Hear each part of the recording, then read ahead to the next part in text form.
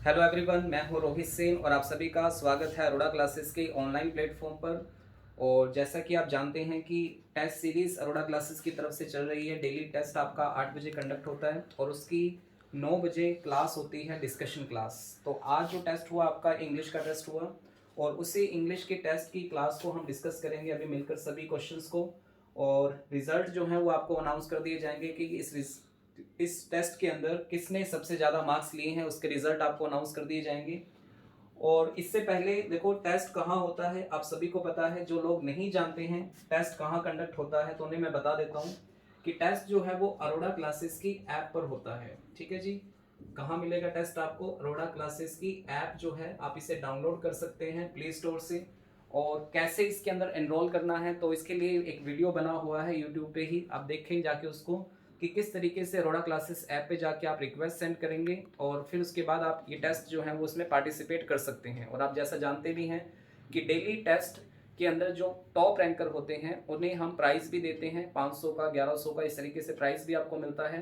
तो एक तरफ आपकी तैयारी भी हो रही है, दूसरी तरफ आपको प्राइज़ भी मिल रहा है। ठीक है, कैश प्राइज़ आपको मिल रहा है। तो आप टेस्ट यहाँ पे अरोड़ा क्लासेस की ऐप में देख सकते हैं अपना। ठीक है जी। तो दूसरी चीज़ जो है कि आगे जैसे आज सैटरडे है तो आगे का शेड्यूल हमारा क्या रहेगा, नेक्स्ट वीक का शेड्यूल क्या रहेगा, वो मैं आपके साथ शेयर कर रहा हूँ। देख लें इस पर एक अच्छे से कि इस बार जो मंडे को आपका टेस्ट होना है वो मैथ्स के अंदर सिलेंडर और कौन, ये तो टॉपिक रखे गए हैं आपके टेस्ट के लिए मंडे को। ट्यूसडे की अगर हम बात करें तो ट्यूसडे को स्फीयर एंड हेमिस्फीयर, ये दो टॉपिक्स रहेंगे आपके मैथ्स के अंदर। वेडनेसडे का शेड्यूल जो है आपका वो रीजनिंग का है, counting of figures. Counting of figures reasoning का टॉपिक आपको दिया है। ट्यूसडे जीके का टेस्ट होगा जिसमें रुपिंदर सर जो आपको स्टैटिक जीके पढ़ाते हैं वो टेस्ट होगा। फ्राइडे को करंट इवेंट्स का टेस्ट होने वाला है आपको और सैटरडे फिर अगेन इसी तरीके से आपका इंग्लिश का टेस्ट आपको मिलने वाला है। ठीक है, तो ये नेक्स्ट वीक का शेड्यूल है हमारा पूरा का पूरा। इसको देख लिया अच्छे से एक बार, जो आपका शेड्यूल रहने वाला है 6 फरवरी तक। ठीक है, 1 फरवरी से, ये एक जैन गलत लिखा हुआ है, 1 फरवरी से 6 फरवरी तक आपका ये शेड्यूल रहने वाला है। ठीक है, तो इसे अच्छे से एक बार देख लें और इसके अकॉर्डिंग आप अपनी तैयारी को रखें। चलिए, तो आज के टेस्ट की हम बात करते हैं। इंग्लिश का जो टेस्ट आपको मिला था इसके क्वेश्चंस को डिस्कस करना स्टार्ट करते हैं। तो देखिए, पहला जो डायरेक्शन आपको दिया है क्वेश्चन नंबर 1 से लेकर क्वेश्चन नंबर 3 तक, डायरेक्शन को पहले अच्छे से पढ़ें। क्या पूछा गया था आपसे? पूछा गया था कि out of the 4 alternatives choose the one which can be substitute for the given word sentence. तो जैसा आप देख पा रहे हैं कि ये जो क्वेश्चंस हैं ये आपके वन वर्ड से रिलेटेड क्वेश्चन हैं। और पहला क्वेश्चन आपसे पूछा गया था अ हेटर ऑफ वुमेन। ठीक है, यानी कि महिलाओं से हेट करने वाले पर्सन को क्या कहा जाता है। काफी सारे लोगों ने इसको आंसर सही दिया है। ठीक है, a hater of women. Hater of women क्या होता है? देखिए, जो महिलाओं से हेट करता है, नफरत करता है, उसे हेटर ऑफ वुमेन कहते हैं। तो इसे एक वर्ड के अंदर क्या कहा जाएगा? तो देखो, पहला जो वर्ड है एंड्रोगाइनिस्ट। अब ये एंड्रोगाइनिस्ट क्या होता है? देखो, गाइनिस्ट वर्ड जो है ये तो किसी से हेट करने के लिए यूज किया जाता है। एंड्रो का मीनिंग क्या हुआ? एंड्रो का मतलब होता है a man who have characteristics of both male and female, जिसके अंदर मेल और फीमेल दोनों के गुण पाए जाते हैं, उसे एंड्रो कहा जाता है। ठीक है, लेकिन हम यहाँ पे इस सेंटेंस के अंदर बात करें सिर्फ वुमेन की। ठीक है, तो इसलिए इस ऑप्शन के साथ हम नहीं जाएंगे। ऑप्शन नंबर 2 की अगर बात करें तो लिखा है माइसोगाइनिस्ट। तो माइसोगाइनिस्ट बिल्कुल करेक्ट आंसर है इसका, गाइनिस्ट। ठीक है, और माइनिस्ट, माइसो गाइनिस्ट का मतलब देखो क्या होता है। गाइनिस्ट, गाइनो जो वर्ड है आपका, गाइनो, ठीक है, ये रिप्रेजेंट करता है किसको? फीमेल को। किसको रिप्रेजेंट करता है? फीमेल को रिप्रेजेंट करता है गाइनो वर्ड आपका। जैसे गायकोनोकोलॉजिस्ट होते हैं, जो महिला रोग विशेषज्ञ होते हैं, उन्हें कहा जाता है। गाइनो वर्ड को याद रखें, ये महिलाओं के लिए यूज किया जाता है। और माइसो का मतलब होता है हेट करना। तो जो महिलाओं से हेट करते हैं, वुमेन से हेट करते हैं, वो होते हैं माइसोगाइनिस्ट। फिर लिखा है मिसांथ्रोफिस्ट। मिसांथ्रोफिस्ट का मतलब होता है जो किसी मानव से, किसी ह्यूमन बीइंग से हेट करता है, नफरत करता है, उसे मिसांथ्रोफिस्ट कहते हैं। और ईव टीजर, जो उसको चिढ़ाने का काम करता है, टीज करता है ईव को, उसे ईव टीजर कहा जाता है। तो इस क्वेश्चन का यानी क्वेश्चन नंबर फर्स्ट का जो करेक्ट आंसर होगा वो होगा ऑप्शन बी। ठीक है, माइसोगाइनिस्ट इस क्वेश्चन का बिल्कुल करेक्ट आंसर होगा। तो जिन लोगों ने भी क्वेश्चन नंबर फर्स्ट का आंसर बी मार्क किया है वो बिल्कुल सही है। ठीक है, आगे चलते हैं क्वेश्चन नंबर 2 पे। क्वेश्चन नंबर 2 आप पढ़ें, इसको लिखा है easy to shape in any desired form. मतलब ये कि कोई ऐसी चीज जिसको आप इजीली किसी भी शेप के अंदर कन्वर्ट कर सकते हैं, अपनी डिजायर्ड फॉर्म के अंदर उसे कन्वर्ट कर सकते हैं, उसे क्या कहा जाता है? तो देखिए पहला जो ऑप्शन लिखा है वो लिखा है डिस्टाइल, दूसरा लिखा है मैलेबल, तीसरा लिखा है रिजिड, फिर लिखा है प्लेस्टाइन। तो देखो अगर बात करें इस रिजिड की, तो रिजिड का सब मतलब आप जानते हैं, रिजिड का मतलब होता है कठोर, कठोर कह सकते हो, हार्ड कह सकते हो, जिसे जिसे फ्लेक्स नहीं किया जा सकता, जिसे शेप में जल्दी से नहीं ढाला जा सकता, ठीक है। डिस्टाइल का मतलब नरम स्वभाव का होता है कोई भी पर्सन, ठीक है, उसे कहा जाता है। मैलेबल उसे कहा जाता है जिसे आप आसानी से किसी भी फॉर्म के अंदर चेंज कर सकते हैं, तो राइट आंसर आपका हो जाएगा बी।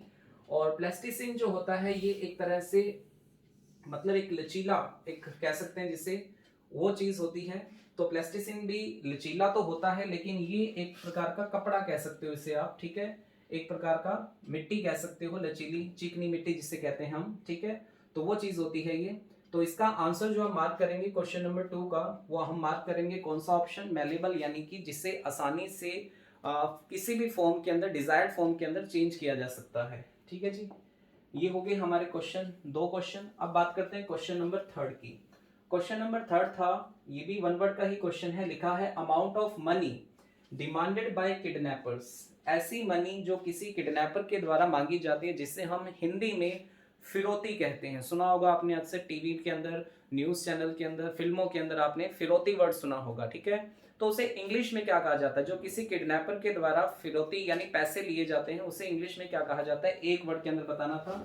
डोनेशन नहीं होता है, डोनेशन तो चंदा होता है, किडनैपर्स कभी आपसे डोनेशन नहीं मांगता है, ठीक है।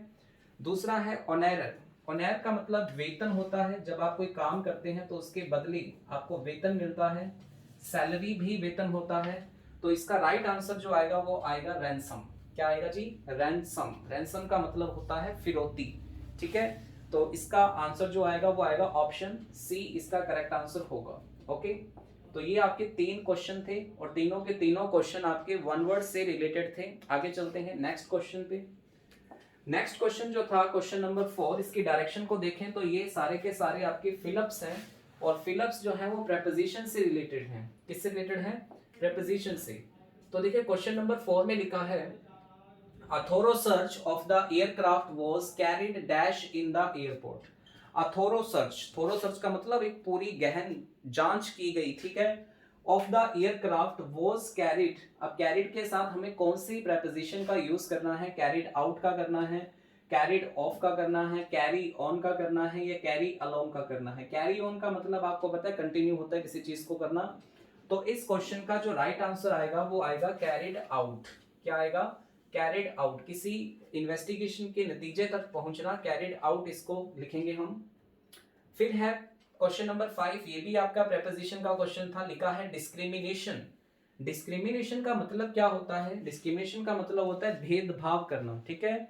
आप कहते हैं कि आप भेदभाव नहीं करते हैं, किस चीज में नहीं करते हैं? हम जाति में भेदभाव नहीं करते हैं, हम किसी के रंग में भेदभाव नहीं करते हैं, हम किसी के धर्म में भेदभाव नहीं करते हैं। तो डिस्क्रिमिनेशन जो होता है वो किसी चीज में होता है, तो क्या लिखते हैं? Discrimination in, discrimination in any form. Discrimination जो है वो किसी भी फॉर्म के अंदर शुड बी अवॉइडेड, वो हमें अवॉइड करना चाहिए। ये एक मैसेज भी है हमारे लिए कि किसी भी तरह का जो भेदभाव है वो हमें नहीं करना चाहिए। जैसा कि आजकल चल रहा है, काफी सारा प्रोपेगेंडा चलाए जाते हैं, हिंदू मुस्लिम, हिंदू सिख हो भी होने लग गया अब तो, ठीक है। तो ऐसे भेदभाव हमें नहीं करने चाहिए, should be avoided.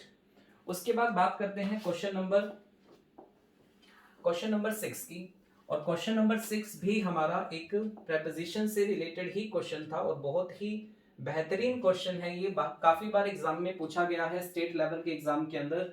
My friends father died dash cancer. तो जैसा आपने प्रेपोजिशन के टॉपिक में पढ़ा है कि डाइड जो ये वर्ब है, ये जो वर्ब है हमारी डाइड, इसके साथ हम 2 फिक्स प्रेपोजिशन को यूज करते हैं, या तो डाई के साथ हम यूज करते हैं ऑफ का, या फिर हम इसके साथ यूज करते हैं फ्रॉम का, ठीक है। 2 चीजें आपको बताई गई हैं।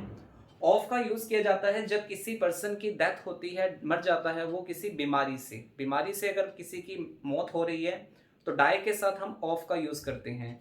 और अगर बीमारी के अलावा कोई भी रीजन होता है उसकी मौत का, तो उसके साथ हम फ्रॉम का यूज करते हैं। तो यहाँ पे जैसा कि आप देख पा रहे हैं, कैंसर जो एक डिजीज का नाम है, इसलिए यहाँ पे ऑफ कहना अपने आप में सुटेबल होगा, सेंसेबल होगा। तो क्वेश्चन नंबर 6 का जो राइट आंसर आएगा वो आएगा आपका बी फॉर बॉल। ठीक है जी। तो ये हमारे 6 क्वेश्चन हो गए, जिसमें से 3 क्वेश्चन रिलेटेड थे हमारे वन वर्ड के टॉपिक से और 3 क्वेश्चन रिलेटेड थे हमारे प्रेपोजिशन के टॉपिक से। आइए कहानी को आगे लेकर चलते हैं, कुछ और क्वेश्चंस पे डिस्कस करते हैं। चलिए अगला जो क्वेश्चन है ये भी स्टेट लेवल के अंदर काफी बार पूछा गया है। अभी जैसा कि आप देख रहे हैं कि वैकेंसीज जो है वो आनी है, अभी जैसे पटवारी की वैकेंसीज आ रही हैं, उसके बाद काफी वैकेंसीज आनी है। तो इसी क्रम में आपको एक वैकेंसी जल्दी ही देखने को मिलेगी पंजाब हरियाणा हाई कोर्ट की। और उसकी अगर सिलेबस की बात करूं तो उसका सिलेबस शायद ऐसा ही एक पेपर आता है बिल्कुल डिटो, जिसके अंदर आपका पैसेज, क्लोज टेस्ट या छोटे छोटे क्वेश्चन ग्रामर से रिलेटेड, ईडियम से रिलेटेड, वन वर्ड से रिलेटेड, ये सारी चीजें उसमें पूछी जाती हैं। तो इसका भी आप अभ्यास करें, इसकी प्रैक्टिस करें आप, कम से कम पैराग्राफ जंबल तो आपको आना ही चाहिए। अब देखिए इसके अंदर क्या है कि आपको लाइन फर्स्ट दी है और लाइन 6 दी है, बाकी बीच की जो 4 लाइनें हैं इनको आपने अरेंज करना था। लाइन नंबर फर्स्ट में लिखा है Luis Vaski was a 56 year old South African. ठीक है, ये किसी का नाम दिया है यहाँ पे। अब देखो ये किसी पर्सन का नाम है, तो इसके लिए हम ही का यूज कर सकते हैं। तो ये लाइन भी आ सकती है और लाइन ये भी आ सकती है, यानी कि ये अरेंजमेंट जो है आपका वो पी से भी स्टार्ट हो सकता है, आर से भी स्टार्ट हो सकता है। तो अगर मैं नीचे ऑप्शन देखूं तो पी और आर वाले 2 ही ऑप्शन है, या तो ऑप्शन नंबर बी ये आंसर आना चाहिए या ऑप्शन डी ये आंसर आना चाहिए। बाकी दोनों ऑप्शन आपका आंसर नहीं होंगे, इन्हें आप नेग्लेक्ट कर दें। ठीक है जी। दूसरी बात आप देखो पी में को अगर लिखते हैं तो लिखा he had a damaged heart, और ही में इसमें लिखा है he could not be cured. अब देखो क्योर तो आप किसी को तब करोगे ना जब आप उसको बीमारी पता होगी, उसको बीमारी क्या थी। इलाज तो तब किया जाएगा जब उसकी बीमारी पता हो। तो इसलिए आर के साथ हम नहीं जाएंगे, हम पी वाली लाइन के साथ जाएंगे। और अगर हम पी वाली लाइन के साथ जाएंगे तो फिर इस आर वाली लाइन को भी हम कट करते हैं और ऑप्शन डी को हम टिक करेंगे एज अ राइट आंसर। ठीक है, तो ऑप्शन डी जो है वो आपका बिल्कुल सही है, राइट आंसर होगा। अब आपने मेरी अप्रोच को देखा कि मैंने क्वेश्चन को पूरा नहीं पढ़ा, मैंने कुछ टेक्निकल चीजें यूज की और उसी के अकॉर्डिंग मैंने इसका आंसर डिसाइड कर दिया कि आंसर डी आएगा। टाइम बचाना है पेपर में आपको, और टाइम बचाने के साथ साथ एक्यूरेसी अगर आपकी होगी तो फिर आपका पेपर 100% पास होगा। ठीक है जी। आगे चलते हैं नेक्स्ट क्वेश्चन पर, क्वेश्चन नंबर 8 पर। क्वेश्चन नंबर 8 पर बात करते हैं। आइए देखिए क्वेश्चन नंबर 8 भी हमारा एक पैरा जंबल का क्वेश्चन ही था, तो कोई बात नहीं, इससे भी सॉल्व कर लेते हैं। आइए लिखा है भीम रीच द राक्षस डेन। डेन मतलब गुफा होती है। ठीक है, अब देखिए भीम की बात हो रही है तो इसके लिए भी हम ही का यूज कर सकते हैं, ये भी ही आ सकता है। ठीक है, एट वंस ही ये भी ही आ सकता है, द राक्षस ये नहीं आ सकता। ठीक है, तो एस से स्टार्ट नहीं होगा, पी क्यू आर हो सकता है, पी क्यू आर हो सकता है, सभी पी क्यू आर वाले ही हैं, कोई दिक्कत नहीं है। He was a monster with red hair. देखो हम तो भीम के बारे में बात कर रहे हैं, तो मॉन्स्टर की बात तो अभी नहीं करनी है, पी से स्टार्ट नहीं करेंगे, पी को गलत करें। फिर क्यू में लिखा है he climb down from the cart, अपनी गाड़ी से नीचे उतरा, तो ये बात भीम के लिए होगी, वहां पहुंचा और गाड़ी से उतरा, तो क्यू लाइन के साथ हम जा सकते हैं। और at once he set down ये नहीं आ सकता, तो क्यू के साथ ही जाएंगे। और क्यू के साथ अगर हम जाते हैं तो ऑप्शन मेरे पास यहाँ पे 2 दिखाई दे रहे हैं, क्यू के साथ पी और क्यू के साथ आर। देखो वो गाड़ी से नीचे उतरा और क्यू के साथ अगर आर लगाते हैं तो at once he set down to eat the food, और दूसरे में लिखा है पी में he was a monster with red hair and red beard. तो देखो खाने की बात अभी नहीं आएगी, पहले आप लिखेंगे किसको, क्यू के साथ पी को, और क्यू के साथ जब पी की बात को हम लिखना चाहेंगे तो फिर राइट आंसर जो होगा हमारा वो आ जाएगा डी डॉग। तो क्वेश्चन नंबर 8 का जो आंसर है वो डी फॉर डॉग आएगा। चलिए आगे बात करते हैं क्वेश्चन नंबर 9 पर। क्वेश्चन नंबर 9 भी हमारा एक पैरा जंबल ही है, इसे देख लेते हैं। His son fell into bad company of village boys। ये पहली लाइन आपको दी है। अब इस पहली लाइन के बारे में देखो, ये तो स्टोरी था, ये आप पढ़ते तो भी हो जाता, कोई दिक्कत नहीं थी। The father wanted to win his from bad company. A few days later, all bananas got spoiled. His father was much worried। ठीक है, तो देखो his son fell down, तो उसके पिता इस बात से चिंतित हुए, तो R से ये स्टार्ट होना चाहिए। ठीक है, R से ही स्टार्ट होना चाहिए। तो ऑप्शंस की अगर मैं बात करूं तो देखो ऑप्शन में आपको दिखा देता हूं पहले कि ये ऑप्शन दिए थे। अब इन ऑप्शन में देखो एक ही ऑप्शन ऐसा है जो आर से स्टार्ट हो रहा है, ए ऑप्शन। तो इस क्वेश्चन का जो राइट आंसर हम मार्क करेंगे वो आ जाएगा ए फॉर एप्पल। ठीक है जी, तो ये हो गए हमारे क्वेश्चन नंबर कहां तक, 9 तक। ठीक है, आइए 9 से आगे बात कर लेते हैं क्वेश्चन नंबर 10 की। क्वेश्चन नंबर 10 जो था ये आपके फिलअप्स हैं, लेकिन ये ग्रामर से रिलेटेड फिलअप्स हैं। क्वेश्चन नंबर 10 और 11 को एक बार ध्यान से देखें, इंपॉर्टेंट क्वेश्चन है दोनों के दोनों। 10 नंबर क्वेश्चन में लिखा है ही सेड। अब देखो जैसे ही मैंने पढ़ा ही सेड तो एक बात मेरे माइंड में क्लियर हो चुकी है कि सेंटेंस चल रहा है पास्ट में, और अगर ये पास्ट में चल रहा है सेंटेंस तो आगे जो भी वर्ब या जो भी हेल्पिंग वर्ब या जो भी मोडाल मुझे यूज करने हैं वो पास्ट वाले ही करने पड़ेंगे। इसलिए इस कैन ऑप्शन के साथ मैं नहीं जा सकता, इस विल ऑप्शन के साथ मैं नहीं जा सकता, तो ये दोनों ऑप्शन तो है डिस्कशन से बाहर। He said I use his car whenever I wanted. जब मैं चाहता हूं तब मैं यूज कर सकता हूं। तो ये किसी की एबिलिटी की बात हो रही है, और आप जानते हैं कि किसी की एबिलिटी या इनएबिलिटी बताने के लिए हम कैन या कुड का यूज करते हैं। अब कुड हम लगाएंगे क्योंकि कैन प्रेजेंट में आता है और कुड पास्ट में आता है, इसलिए इस ऑप्शन के साथ जाना बेहतर होगा। तो ए ऑप्शन इसका करेक्ट आंसर हो जाएगा, कुड। क्वेश्चन नंबर 11 को देखें, लिखा है ही विल नॉट वर्क, वो काम नहीं करेगा, डैश ही इज कंपेल्ड। तो जैसा आप पढ़ पा रहे हैं तो इसमें लिखा है कि वो काम नहीं करेगा। कब तक नहीं करेगा? अगर हम उसे कंपेल नहीं करेंगे तब तक वो काम को नहीं करेगा। तो इसके अंदर टिल कहना ज्यादा सूटेबल है। एक टाइम को लेकर बात हो रही है कि जब तक उसे नहीं कहा जाएगा, जब तक उसे कंपेल नहीं किया जाएगा, जब तक, ठीक है, तो वो काम नहीं करेगा। तो यहाँ पे टिल जो है वो एक बेस्ट ऑप्शन है। इफ का मतलब कंडीशन होता है अगर, आफ्टर का मतलब होता है बाद में, अनलेस का मतलब होता है अगर नहीं, लेकिन ये कंडीशन के लिए आता है, इसमें टाइम रिलेटेड बात नहीं होती। हम बात कर रहे हैं टाइम रिलेटेड, तो इसके लिए लगाएंगे टिल, और अगर इसी टिल के साथ हम नॉट का यूज करते हैं तो ये बन जाता है हमारा क्या, अनटिल। आपने कंडीशन के टॉपिक में अनटिल और अनलेस के बारे में पढ़ा होगा, तो वही चीज है, टाइम सेंस वाली बात है, इसलिए हम टिल ऑप्शन के साथ जाएंगे। क्वेश्चन नंबर 11 का आंसर मार्क करेंगे ए फॉर एप्पल। ठीक है जी, आगे चलते हैं नेक्स्ट क्वेश्चन पे, क्वेश्चन नंबर 12। क्वेश्चन नंबर 12 जो है ये आपका वर्ड है, इसमें कहा गया है कि आपको ऑपोजिट वर्ड को चूज करना है। किसे चूज करना है? ऑपोजिट वर्ड को। और क्वेश्चन नंबर 12 का जो वर्ड है वो है डिस्ट्रक्टिव। डिस्ट्रक्टिव का मतलब होता है जो विनाश कर देता है पूरी तरीके से, किसी भी चीज का खात्मा कर देना, किसी भी चीज को खत्म कर देना। ठीक है, डिस्ट्रक्ट होता है, डिस्ट्रक्ट का मतलब खत्म करना किसी चीज को। तो अब इसका ऑपोजिट बनाना है हमें। तो देखो, अगर किसी चीज को खत्म कर दिया तो उसे बनाना पड़ेगा, और बनाने के लिए जो ऑप्शन हमें दिया गया है वो है कंस्ट्रक्टेड। कौन सा दिया है? कंस्ट्रक्टिव। ये डिस्ट्रक्टिव है, विनाश करना, ये कंस्ट्रक्टिव है, किसी चीज को बनाना। ठीक है, तो क्वेश्चन नंबर 12 के लिए जो राइट आंसर मार्क करेंगे वो करेंगे बी को। क्वेश्चन नंबर 13 बहुत ही आसान सा वर्ड है और काफी प्रचलन में है, ये वर्ड काफी प्रचलित है आजकल, सब जानते हैं इस वर्ड के बारे में। करप्ट। करप्ट किसे कहते हैं? जो बेईमान है, जिसने रिश्वत ली है। और इसका ऑपोजिट हमें बताना है, तो देखिए इसका ऑपोजिट बड़ा ही आसान है, वो हो जाएगा ऑनेस्ट। क्या हो जाएगा? ऑनेस्ट हो जाएगा। अनक्लीन नहीं कह सकते। हार्टलेस तो वो गया जिसके अंदर दिल ही नहीं है। दिल की बातें तो दिल ही जाने, अब जिसमें दिल ही नहीं है तो उसको हम क्या पहचाने। ठीक है, तो इसको नहीं चूज करेंगे। और ये हेटफुल, ये भी नहीं हो सकता, तो राइट आंसर आपका क्या आ जाएगा? ऑनेस्ट। ओके जी, चलिए आगे चलते हैं नेक्स्ट क्वेश्चन पर। और क्वेश्चन नंबर 14 भी हमारा यही क्वेश्चन था कि आपको बताना था कि प्रोमिनेंट का ऑपोजिट मीनिंग क्या होगा। प्रोमिनेंट का मतलब देखिए वैसे होता है वेरी फेमस, जो फेमस है, नोटेबल है, उसे बोला जाता है। तो फेमस को अगर आप, कुछ लोग अब यहाँ पे इसको नोटेरियस भी कर देंगे। अगर हमें फेमस दिया होता तो हम उसका नोटोरियस कर सकते थे।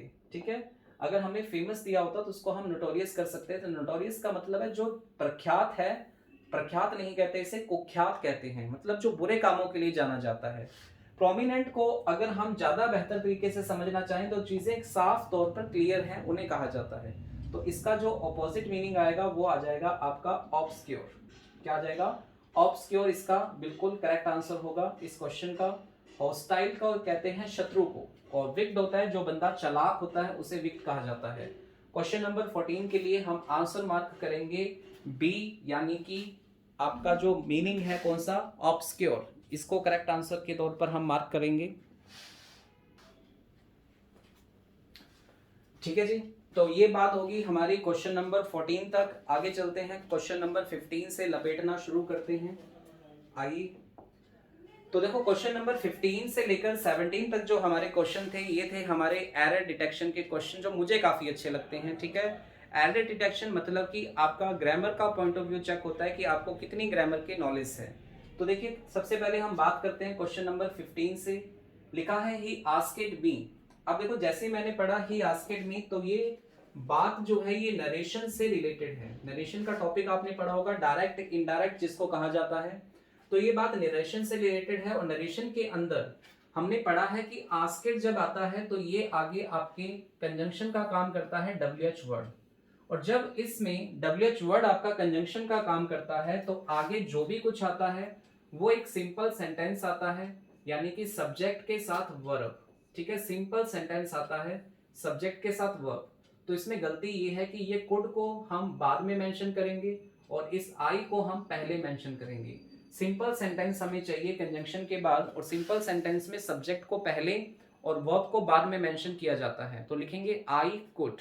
इसलिए जो इस क्वेश्चन के अंदर एरर हम मार्क करेंगे वो करेंगे इस पार्ट के अंदर, यानी कि इस बी पार्ट के अंदर। आगे चलते हैं, नेक्स्ट क्वेश्चन पे लिखा है नीदर। अब जैसे ही हम इस नीदर के बारे में पढ़ते हैं तो हमने प्रोनाउन के टॉपिक में एक प्रोनाउन पढ़ा था, डिस्ट्रीब्यूटिव प्रोनाउन। और डिस्ट्रीब्यूटिव प्रोनाउन के अंदर मैंने आपको ईच, आइदर और नीदर के बारे में बताया है, और मैंने ये भी बताया कि डिस्ट्रीब्यूट का मीनिंग क्या होता है। डिस्ट्रीब्यूट का मतलब होता है बांटना। अगर मैं कहूँ 1000 रुपए को 100 लोगों में बांटना है तो बताइए एक के हिस्से में कितना आएगा। देखो जब भी हम डिस्ट्रीब्यूशन की बात करते हैं तो इसका मतलब हम जानना चाहते हैं कि एक के हिस्से में कितना आएगा, और अगर बात एक की ही निकालनी है इसलिए हम इस नीदर के साथ जो भी हेल्पिंग वर्ब का यूज करेंगे वो हमेशा सिंगुलर होती है, इसलिए आर नहीं, यहाँ पे सेंसिबल होगा क्या कहना, इज। ठीक है जी, एक कहानी तो ये बनती है। दूसरी कहानी, अगर आप नीदर के साथ ऑफ का यूज करते हैं तो इसके बाद जो भी नाउन या प्रोनाउन लिखा जाएगा वो हमेशा प्लूरल फॉर्म में ही आएगा। तो देम अपने आप में प्लूरल है, यहाँ किसी टाइप की कोई गलती नहीं है। वर्ब हमेशा सिंगुलर आएगी, तो यहाँ पे आप आर की जगह क्या करेंगे, इज करेंगे। अब काफी सारे बच्चों ने, स्टूडेंट्स ने इस बात को रट्टा मार रखा है कि नीदर ऑफ आ जाए, वन ऑफ आ जाए, ईच ऑफ आ जाए, आइदर ऑफ आ जाए तो सब्जेक्ट प्लूरल आता है, वर्ब सिंगुलर आती है। ठीक है, रटने की बजाय अगर आप कॉन्सेप्ट को समझना चाहें तो देखो ऑफ हमारी प्रेपोजिशन है, और पढ़ा है आपने कि प्रेपोजिशन अपने बाद हमेशा ऑब्जेक्ट का यूज करता है, तो वर्ब इसके अकॉर्डिंग तो आ नहीं सकती। तो सब्जेक्ट आपका कौन है, नीदर, और आप जानते हैं कि नीदर तो सिंगुलर होता है, इसलिए वर्ब हमारी कैसी आएगी, सिंगुलर आएगी, इज आएगा। ठीक है, कॉन्सेप्ट को समझे, रटने पर विश्वास ना करें। क्वेश्चन नंबर 17 देखें क्या लिखा है। Due to me being a newcomer I was unable to get good house. आपने ये बीइंग वाला जो केस है ये मेरे साथ पढ़कर मिलकर पढ़ा है आपने पार्टिसिपल के टॉपिक के अंदर, और पार्टिसिपल के टॉपिक में हमने सीखा था कि अगर हम अपने इस सब्जेक्ट को यहां से उठाकर यहां रखने की बात करें तो आई बीइंग अ न्यू कमर, तो ये बात शायद मेरी ही हो रही है, और I was unable to get good house, मुझे अच्छा घर नहीं मिला, शायद ये बात भी मेरे बारे में हो रही है। जब दोनों की दोनों बात ही मेरे बारे में हो रही है तो इस मी का यहाँ पे कोई मतलब नहीं है। तो आपका जो एरर होगा वो होगा ए पार्ट के अंदर। ठीक है जी, ये पार्टिसिपल की एरर है, ये प्रोनाउन की एरर है, और ये आपके नरेशन के टॉपिक से रिलेटेड एरर है। ठीक है, ग्रामर अगर आपने अच्छे से पढ़ी है, डिटेल में पढ़ी है, तो आपको किसी तरीके की कोई दिक्कत नहीं आएगी, सारी बातें आपको क्रिस्टल क्लियर समझ में आती हैं। ठीक है, आगे चलते हैं, क्वेश्चन नंबर 18 से लपेटना शुरू करते हैं। आइए, क्वेश्चन नंबर 18, 19 और 20 तीन क्वेश्चन थे जिनके अंदर आपको स्पेलिंग मिस्टेक बताना था। आपको यह बताना था कि इनमें से कौन सी स्पेलिंग सही है। देखिए पहला जो क्वेश्चन है मेरा 18 नंबर, इसके अंदर मुझे चारों के चारों स्पेलिंग ही अलग दी हैं। ये प्रिविलेज है, ये यूजुअली है, ये न्यूसेंस है और ये फेमिलियर है। तो बताना इनमें से सही कौन सी है। तो सही स्पेलिंग है आपकी ये वाली फेमिलियर। न्यूसेंस की बात करें तो न्यूसेंस की स्पेलिंग में हम लिखते हैं NUISANCE। न्यूसेंस की स्पेलिंग ये लिखी जाती है। यूजुअली की अगर बात करें तो यूजुअली की स्पेलिंग में USUALLY ये लिखा जाता है। प्रिविलेज की स्पेलिंग में यहाँ पे आई का यूज होता है। तो ये सारी स्पेलिंग गलत थी। सही स्पेलिंग आपकी फेमिलियर है, और फेमिलियर स्पेलिंग काफी बार स्पेलिंग टेस्ट में दी जाती है। कारण इसका ये है कि बहुत सारे बच्चे यहाँ पे डबल एल लगाने की कोशिश करते हैं, ठीक है, इस चीज से बचें। फैमिलियर की स्पेलिंग में सिंगल एल का यूज किया जाता है। हाँ जी, क्वेश्चन नंबर 19 पे आते हैं। लिखा है सेपरेट की स्पेलिंग कौन सी सही है? तो सेपरेट की स्पेलिंग जो ये ए ऑप्शन में लिखी है यही बिल्कुल सही है। मैंने आपको काफी बार बताया कि स्पेलिंग बहुत बार एग्जाम में पूछी जाती है। फिर आता है हमारी इंग्लिश से ही एक वर्ड निकला है ग्रामर, और ग्रामर को ग्रामेटिकल बोलते हैं, तो कौन सी स्पेलिंग लिखी जाएगी? तो ग्रामेटिकल की स्पेलिंग ये वाली बिल्कुल सही है। ग्रामर की स्पेलिंग आप लिखते हैं GRAMMAR, ऐसा ही होता है ग्रामर, और इसमें से आर हटा के ग्रामेटिकल बनाना है तो TICAL को ऐड कर देते हैं, ग्रामेटिकल बन जाएगा, ठीक है। क्वेश्चन नंबर 20 का आंसर हम मार्क करेंगे ए। ओके जी, तो ये 3 क्वेश्चन थे हमारे जो आपके स्पेलिंग मिस्टेक से रिलेटेड थे। आगे चलते हैं क्वेश्चन नंबर 21 से। 21 नंबर जो क्वेश्चन है और 22 और 23 ये आपके ईडियम के क्वेश्चन हैं। ईडियम्स आप जानते हैं, ईडियम्स का मतलब क्या होता है? ईडियम्स क्या होता है कि ईडियम्स का जो मीनिंग होता है वो शब्दों से नहीं, उसके पीछे के इम्प्लाइड मीनिंग से निकाला जाता है, यानी उसके भाव से निकाला जाता है, ठीक है। अब ईडियम देखो क्या दी है हमें। पहला क्वेश्चन दिया है the young boys act put his father in a pickle. अब पिकल का मीनिंग अगर हम वैसे देखें तो पिकल का मतलब तो अचार होता है। हाँ जी, पिकल का मतलब क्या होता है? अचार होता है, जानते हैं आप सभी, ठीक है। अब आपने क्या किया, अचार में हाथ डाल दिया। अब आप जानते हैं अचार के अंदर बहुत सारा तेल ऑयल होता है, आपने हाथ डाला तो आपको बड़ा अजीब सा फील हुआ, ठीक है। आपको अच्छा नहीं लग रहा कि आपके हाथ जो है बिल्कुल खराब हो चुके हैं, एक ऐसी कंडीशंस आपको लग रही है, मजा नहीं आ रहा है, ठीक है। तो ऐसी कंडीशंस को क्या कहा जाता है? ऐसी कंडीशन को फनी पोजीशन नहीं जी, सीरियस पोजीशन नहीं जी, इन अ सैड सिचुएशन नहीं जी। इसका आंसर हम मार्क करेंगे डी, इन एन एम्बैरेसिंग और ऑकवर्ड सिचुएशन, ठीक है। आपको एम्बैरस फील होता है, ऑकवर्ड फील होता है, उस सिचुएशन को कहा जाता है इन अ पिकल, ठीक है। काफी इंपॉर्टेंट है ये ईडियम, याद रखना इसे, ठीक है। दूसरा क्वेश्चन है ईडियम का ही, they got on well with each other the moment they met, यानी वो एक दूसरे से जब मिले, जिस मोमेंट में वो एक दूसरे से मिले, दे गॉट ऑन वेल। वेल का मतलब होता है अच्छा। अब यहाँ पे ये तो मतलब पता लग रहा है कि जब मिले तो अच्छे से मिले, ऐसा नहीं कि मिलते एक दूसरे का गला पकड़ लिया, तू कौन मैं कौन, गाली गलौच हो गया, धक्का मुक्की होगी, ऐसा नहीं हुआ। जब मिले तो वो दोनों अच्छे तरीके से मिले, और अच्छे तरीके से मिलने का मतलब है एक फ्रेंडली रिलेशनशिप उनके बीच में था। तो हैड अ फ्रेंडली रिलेशनशिप, ये इसका करेक्ट आंसर होगा, ऑप्शन सी के साथ हम जाएंगे, ठीक है जी। She tried to slip off but was caught immediately। अब कुछ शरारती टाइप के जो बच्चे होते हैं वो अक्सर जिन क्लासों में भीड़ बहुत ज्यादा होती है, वो कहते हैं ये मास्टर पकाएगा, अपने धीरे से खिसक लेते हैं, ठीक है। और इतने में मास्टर उसे देख लेता है, बेटा कहाँ जा रहे हो? तो स्लीप ऑफ का मतलब है कि आप बिना किसी को बताए, to escape for some location, आप किसी लोकेशन से भागने की कोशिश करते हैं, उसे कहा जाता है टू स्लीप ऑफ। तो इसका जो राइट आंसर हम मार्क करेंगे वो करेंगे किसको? लीव क्वाइटली को। इसको करेंगे लीव क्वाइटली, मतलब चुपके से किसी स्थान को छोड़ के जाना, ये होता है स्लीप ऑफ। तो आपका क्वेश्चन का 23 का आंसर जो आएगा वो आएगा सी ऑप्शन, ठीक है जी। आगे चलते हैं क्वेश्चन नंबर 24 पर। क्वेश्चन नंबर 24 जो है, 25 जो है, 26 जो है, ये फिर से पैराजंबल के क्वेश्चंस हैं, ठीक है। मैंने पेपर के अंदर काफी सारे मिसलेनियस क्वेश्चन को मैं इंक्लूड करने की कोशिश करता हूं, ताकि अलग अलग क्वेश्चंस का लेवल आपको पता लगे, एरर का, आपके ईडियम का, वन वर्ड का, स्पेलिंग मिस्टेक का, ये सारे क्वेश्चन में इंक्लूड करने की कोशिश करता हूं, इसलिए टेस्ट 35 क्वेश्चंस का हो जाता है, ठीक है, ज्यादा बड़ा नहीं है वैसे। लिखा है सुपरस्टिशन एंड, ये एस लाइन थी, जो पहली लाइन सेट लाइन है, ये तो इसको आप नहीं छेड़ेंगे। द सुपोज्ड पावर्स, ये बी लाइन है। थ्राइव ऑन, ये आपकी क्यू में लिखा है। मैजिकल प्रैक्टिसेस, ये आपकी आर में लिखा है। और ड्रीम्स टू, ये आपके एस में लिखा है, और वो लास्ट लाइन आपकी फिक्स है। तो देखिए सुपरस्टिशन के साथ एंड लगाए तो मतलब किसी चीज को जोड़ा जाएगा, और अगर किसी चीज को जोड़ा जाएगा तो वो क्या होगी? Magical powers, superstitions and magical powers. अब देखो ये तो हो गया सब्जेक्ट, अब इसे इसके बाद हमें चाहिए वर्ब, और वर्ब चाहिए तो वर्ब तो ये नहीं, देखो क्यू लाइन के अंदर। तो पहले तो आप लिखेंगे आर लाइन को, आर के बाद आप लिखेंगे क्यू लाइन को। तो आर के बाद क्यू लिखना है, तो इसका मतलब आंसर आएगा आपका डी ऑप्शन, RQPS, ये आपका करेक्ट आंसर होगा ऑप्शन डी RQPS। ठीक है जी, ये हो गया आपका इस क्वेश्चन का राइट आंसर। अब चलते हैं नेक्स्ट क्वेश्चन की तरफ। अगला जो क्वेश्चन है क्वेश्चन नंबर 25 को देख लेते हैं। 25 का मैं आंसर आपको बता देता हूं। लिखा है द स्ट्रोंगर, ये तो भाई इसको हटाना नहीं है आपने।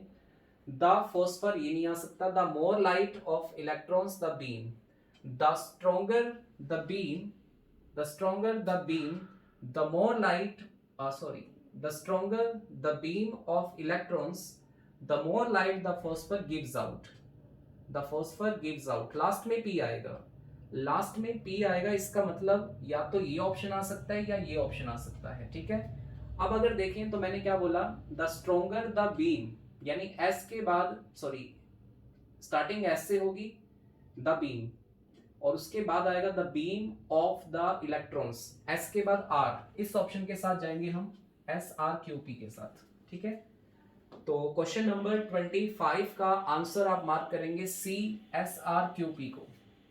उसके बाद बात करते हैं क्वेश्चन नंबर 26 की। अब देखो लिखा है there are thousand of us, there are thousand of us. अब अस आ रहा है, देखो यहाँ पे एक इंपॉर्टेंट बात मैं आपको बताता हूँ, सरप्राइज लिखा है। देखो अब सरप्राइज के साथ आप जानते हैं या तो एट आता है या विद आता है। विद वाला कोई ऑप्शन आपको दिखाई नहीं दे रहा, एट वाला ऑप्शन दिखाई दे रहा है। यानी एस का रिलेशन किसके साथ बना, आर के साथ। और अगर एस का रिलेशन आर के साथ बनता है तो पहली बात तो मुझे ये समझ आती है कि एस और आर एक साथ आएंगे, तो ये ऑप्शन आ सकता है, एस और आर एक साथ हैं इसमें। ये नहीं आ सकता, ये आ सकता है, ये नहीं आ सकता। ठीक है जी, अब स्टार्ट पी से होगा या एस से होगा। There are thousand of us. अब देखो हु आता है पर्सन के लिए, और पर्सन की बात तो सिर्फ इसी लाइन में हो रही है, स्टार्टिंग वाली में, तो एस से स्टार्ट होगा। ए ऑप्शन इसका करेक्ट आंसर हो जाएगा। ठीक है, पैराजंबल करने के लिए भी आपको ग्रामर का नॉलेज होना जरूरी है। ग्रामर के नॉलेज से पैराजंबल को आप इजी बना सकते हैं, आसान वे के अंदर उसे कर सकते हैं। ठीक है, क्वेश्चन नंबर 26 तक की बात हो चुकी है हमारी। अब बात करते हैं क्वेश्चन नंबर 27 की। क्वेश्चन नंबर 27 फिर से मेरे पास वन वर्ड के कुछ क्वेश्चंस हैं, आइए इन्हें डिस्कस करते हैं। The study of religion and religious ideas and beliefs, क्या कहा जाता है इसे। ठीक है, अब देखिए ऑप्शन जो है वो सारे के सारे देखने में मुझे एक जैसे से लग रहे हैं, पर मुझसे पूछा गया है स्टडी। अब देखो किसी भी चीज की स्टडी जब हम करते हैं, वन वर्ड को याद करने का एक तरीका होता है। अब किसी भी चीज की जब आप स्टडी करते हैं तो स्टडी के जितने भी वन वर्ड बनते हैं उनके लास्ट में लॉजी वर्ड का हम यूज करते हैं। लॉजी जैसे सोशियोलॉजी, ठीक है, कोई भी लॉजी आ जाता है जो उसके लास्ट में, तो वो अध्ययन होता है उस चीज का। जूलॉजी आ गया, ठीक है। और अब अगर बात करें इन ऑप्शंस की, ऑप्शंस के अंदर लिखा है थियोक्रेसी। अब देखो क्रेसी वर्ड कहां लगता है, क्रेसी वर्ड तो लगता है जब हम किसी के शासन की बात करते हैं। तो ऐसा शासन जिसे चलाने वाला एक पुजारी है, धर्म का एक ठेकेदार है कोई, तो उसे बोलते हैं थियोक्रेसी। ठीक है, फिर लिखा है थियोसफी, ये अध्यात्म ज्ञान होता है। थियो का मतलब देखो भगवान से रिलेटेड है, धर्म से रिलेटेड है। थियोलॉजी, अब हमने पढ़ा कि स्टडी ऑफ रिलीजन, तो स्टडी जब किसी चीज की जाएगी तो लॉजी वर्ड का यूज करेंगे, इसलिए ऑप्शन सी जो है वो बिल्कुल करेक्ट आंसर होगा। थीज्म का मतलब है भगवान में आस्था रखना, आस्तिक जिसे कहते हैं। जो थीस्ट होता है, आस्तिक होता है, उसे थीज्म कहा जाता है। ठीक है, क्वेश्चन नंबर 28 की बात करते हैं। Dissection of a dead body to find the cause of death. Dead body, पहली बात ध्यान रखें, डेड बॉडी की बात हो रही है, जो शरीर में अब जान नहीं है, उसको क्या करना, उसको डिसेक्शन करना, मतलब उसको काटना। किस लिए काटना, इसलिए काटना find the cause of death, यानी मौत का कारण पता करने के लिए। ठीक है, आपने सुना होगा अक्सर कि जब किसी की मौत हो जाती है संदिग्ध कारणों की वजह से, तो उसको डॉक्टर फिर क्या करते हैं, वही आपसे पूछा गया कि उसकी मौत का कारण हमें पता लग सके। तो पहला लिखा है बायोप्सी। बायोप्सी का मतलब देखो क्या होता है कि शरीर का कोई भी छोटा सा हिस्सा निकालना, रोग की जांच करने के लिए, डिजीज की जांच करने के लिए, वो बायोप्सी होता है। इन्वेस्टिगेशन, सिंपली किसी भी जांच को कह सकते हैं आप। सर्जरी का मतलब ऑपरेशन जिसे कहते हैं। ठीक है, और ऑटोप्सी जो होता है, ये होता है डेड बॉडी को काटना और उससे पता लगाना कि इस पर्सन की डेथ कैसे हुई थी, उसे बोलते हैं ऑटोप्सी। आगे चलते हैं क्वेश्चन नंबर 29 पर। इस क्वेश्चन का आंसर जो है वो ऑटोप्सी आएगा। ठीक है, इस क्वेश्चन का आंसर यानी 28 का आंसर हम मार्क करेंगे ऑटोप्सी को। क्वेश्चन नंबर बात करते हैं 29 की, अ पर्सन विदाउट ट्रेनिंग और एक्सपीरियंस इन अ स्किल और सब्जेक्ट, एक ऐसा पर्सन जिसको कोई एक्सपीरियंस नहीं है, कोई स्किल नहीं है, तो इसे बोलते हैं नोविस। क्या कहा जाता है इसे? नोविस कहा जाता है। नोविस मतलब नौ सिखिया, जिसे हिंदी में कहते हैं नौ सिखिया, जो अभी अभी काम को सीख रहा है, उसे नॉलेज नहीं है किसी काम की, ठीक है, उसे कहा जाता है नोविस।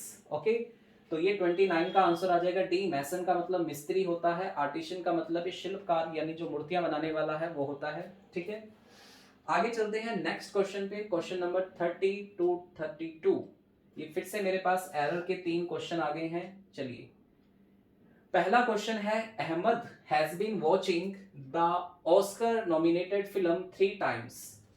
3 बार वो देख चुका है। तो इस सेंटेंस को लिखने के लिए हमें कॉन्टिन्यूअस फॉर्म की जरूरत नहीं है, हम लिखेंगे हैज वॉच्ड, ठीक है, कॉन्टिन्यूअस फॉर्म हमें नहीं चाहिए। फिर लिखा है the police has arrested him on the charge of theft. आपने नाउन का टॉपिक पढ़ा है, नाउन में मैंने आपको 5 पी पढ़ाए थे, पुलिस, पब्लिक, पिजेंट्री, पोलिट्री, ठीक है। और इन पी के साथ हम इसको प्लूरल मानते हैं, और इन प्लूरल के साथ हम हेल्पिंग वर्ब भी प्लूरल यूज करते हैं। तो हैज नहीं, हम यहाँ पे यूज करेंगे किसका? हैव का, ठीक है। The period between 1991 to 1995 was very significant in my life. अब देखो, आपने कंजंक्शन में पढ़ा है कि फ्रॉम जो होता है इसका पेयर होता है टू, और एक हमारा बिटवीन होता है, इसका पेयर होता है एंड। तो अब यहाँ पे आप देख पा रहे हैं बिटवीन दिया है, टू दिया है, तो गड़बड़ है। या तो बिटवीन के साथ यहाँ पे क्या कर दे, हम एंड कर देते हैं, ठीक है जी। और बच्चों को बताया भी गया है ये चीज कि फ्रॉम के साथ टू का मतलब क्या होता है, बिटवीन के साथ एंड का क्या मतलब होता है। अभी पर इसकी जरूरत नहीं पड़ेगी आपको, क्योंकि सारी गलती हमारी एक ही पार्ट में है। तो बिटवीन के साथ एंड लगाओ या फ्रॉम के साथ टू लगाओ, दोनों ही सही हो सकते हैं। आगे चलते हैं नेक्स्ट क्वेश्चन पर। क्वेश्चन नंबर 33 में लिखा है 45। 45 का मीनिंग क्या होता है भाई? 45 फोर्ट क्या होता है? किला। और किला किस लिए बनाया जाता है? किला किसी चीज को मजबूत बनाने के लिए, अपनी सेना को, अपने शासन को मजबूत बनाने के लिए बनाया जाता है। तो 45 का मतलब क्या हो गया? मजबूत होता है। और मजबूत होता है तो इसका सिनोनिम्स जो होगा वो होगा डी यानी कि स्ट्रेंथन। क्या आ जाएगा? डी यानी कि स्ट्रेंथन, ठीक है जी। बहुत ही आसान सा क्वेश्चन था। 45 याद रखना है तो इसे फोर्ट से याद रखें। फोर्ट का मतलब किला, और किला किसी का भी मजबूत होता है, सुरक्षा कारणों की वजह से बनाया जाता है। फिर लिखा है पैसिफाई। ये वन वर्ड में भी आता है, एक ऐसा पर्सन जो शांति चाहता है, ठीक है, जो चाहता है कि किसी तरीके का उपद्रव ना हो, किसी तरीके की लड़ाई झगड़े ना हो, उसे क्या कहा जाता है? उसे पैसिफिस्ट कहा जाता है। क्या कहा जाता है उसे? पैसिफिस्ट। अब पैसिफाई का मतलब होता है किसी को शांत करना, और शांत करने का अगर मीनिंग हम यहाँ पे देखें तो है काम डाउन। क्या मीनिंग आएगा? Calm down. किसी को शांत करना होता है काम डाउन। राउज होता है किसी को जगाना, सेटिस्फाई होता है किसी को संतुष्ट करना, और रिजॉइस का मतलब होता है आनंद ही आनंद, खुशी ही खुशी, ठीक है। फिर उसके बाद नेक्स्ट वर्ड आता है हमारा पॉजिटी। पॉजिटी का मतलब होता है किसी चीज की कमी होना। अब कमी होना, ठीक है। सरप्लस तो होता है मोर देन रिक्वायर्ड, जो चीज आपके पास ज्यादा हो जाए, इसे ही हम एक्सेस कहते हैं, ज्यादा होना। मीननेस नहीं हो सकता, तो इसका आंसर जो आएगा वो आएगा शॉर्टेज, किसी चीज की क्या हो जाना? कमी हो जाना, इसे कहते हैं पॉजिटी, ठीक है जी। तो सिनोनिम बताना था, तो सिनोनिम आ जाएगा बी ऑप्शन, ठीक है। तो ये आज के टेस्ट के हमारे 35 क्वेश्चंस थे, और इन्हें हमने सॉल्व किया कि किसका आंसर क्या आएगा, उसके पीछे लॉजिक क्या है, रीजन क्या है। ये सारी बातें आपको समझाने की मैंने कोशिश की है, और उम्मीद करता हूं कि सारी बातें बेहद अच्छे तरीके से आप समझ पाए होंगे, ठीक है जी। तो वीडियो अच्छा लगता है आपको तो वीडियो को लाइक और शेयर जरूर कर दें, और अगर आप चैनल पर नए हैं तो चैनल को सब्सक्राइब भी कर दें, ठीक है। ज़्यादा से ज़्यादा शेयर कर दें कि ताकि और लोग भी इस टेस्ट सीरीज में जुड़ सकें, अपनी तैयारी को बेहतर बना सकें, आप अच्छे लेवल पर पेपर को अटेम्प्ट कर पाएं, ठीक है। भीड़ से अलग एक अच्छे तरीके की तैयारी कर सकें आप, ताकि रिजल्ट आपके पास हो। तो उम्मीद करता हूं कि आप सभी बेहद अच्छे होंगे घरों में, और इस मुहिम में बिल्कुल पार्टिसिपेट कर रहे होंगे। एक बार मैं फिर से आपको आगे का जो शेड्यूल है हमारा, आगे के नेक्स्ट वीक का शेड्यूल मैं आपको फिर से एक बार दिखा रहा हूँ, इसे देख लें अच्छे से। आगे मंडे से लेकर सैटरडे तक जो भी हमारा शेड्यूल रहने वाला है वो आप एक बार अच्छे से देख लें, इसका स्क्रीनशॉट ले लें, और इस लेवल को अच्छे से तैयार करें ताकि अगले टॉप रैंकर हमारे आप हो, ठीक है। और टॉप रैंकर को आप जानते हैं कैश प्राइस भी मिलता है, और उम्मीद करते हैं कि आज का कैश प्राइस आपके पास पहुंच जाएगा। ठीक है, जल्द ही आपको बता दिया जाएगा कि कौन विनर था, किसने सबसे ज़्यादा मार्क्स लिए हैं इस टेस्ट के अंदर। तो मिलते हैं नेक्स्ट किसी क्लास के अंदर, तब तक के लिए सभी को goodbye, thank you so much.